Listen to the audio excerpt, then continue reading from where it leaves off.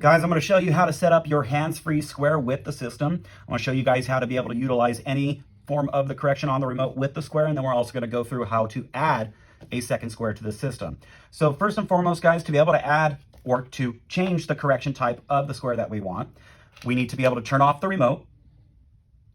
To be able to turn off the remote, once it says off and the red light goes away and the screen's off, we can then see that the remote's off. We're going to choose what stimulation type that we want to set to the square. To be able to simply do that, we're going to press and hold the pager button and the power button. So we're going to first set it to pager. We're going to hold the pager and power button until the remote itself begins a rapid blink. Right when we see that rapid blink on the remote, we're going to release, and then we're going to press and hold the hands-free square, 1 Mississippi, 2 Mississippi, 3, until the LED on the remote goes back to a solid blink. We can then confirm with the hands-free square whether the pager vibration's set, and to confirm with the remote whether the pager vibration's working.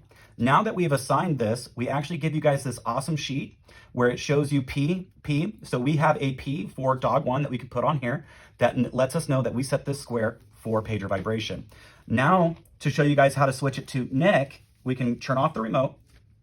We're going to press and hold the NIC button that we want to code it to, and the power on button on the remote. Going to press and hold both of these until the LED on the remote begins a rapid blink.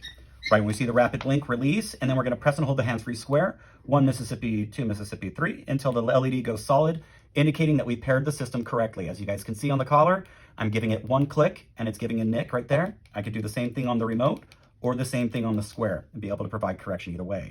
Now again, to set the hands-free square to continuous, turn off the remote again, hold the continuous button and the power button, and again, till the remote begins its rapid blink. Right when we see the rapid blink, 1 Mississippi, 2 Mississippi, 3, and the remote is now coded to the continuous function on the remote.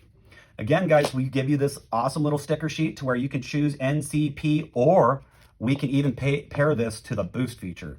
So to be able to pair it to the boost feature, guys, again, turn off the remote, press and hold what button you want to code it to, and the power button until the LED on the remote begins a rapid blink. Right when we see the rapid blink on the remote, we're going to go ahead and press this hands-free square, 1 Mississippi 2, until the LED goes solid.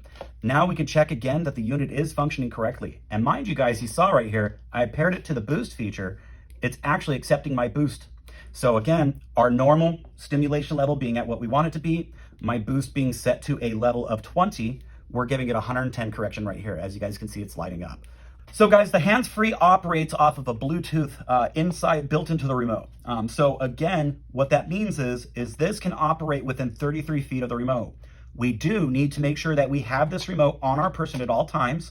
We can keep it in a back pocket, or anything of that sort, as long as the antenna is exposed to the outside world.